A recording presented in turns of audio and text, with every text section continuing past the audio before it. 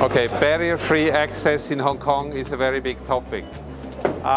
It can be touchless barrier-free or also barrier-free access to baby care rooms or toilets by push button. Now AUB is offering a total solution. The total solution is basically, as I said, for toilets, public toilets, for baby care rooms, in many applications, in many type of projects like MTR train stations, airport, shopping malls, hospital, clinics, offices, and many more. Barrier-free toilets are coming or can be built in swing, like this door here, I will show you in a moment, or in sliding doors.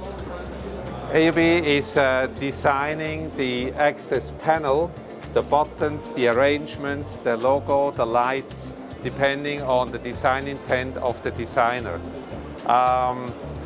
The safety devices are a motion sensor, safety sensor, to ensure that the people will not be squeezed or will not be hurt, because the major target customer is a disabled person. We are designing the logic control, which is inside here, also in design, in remote access and other integrated solutions.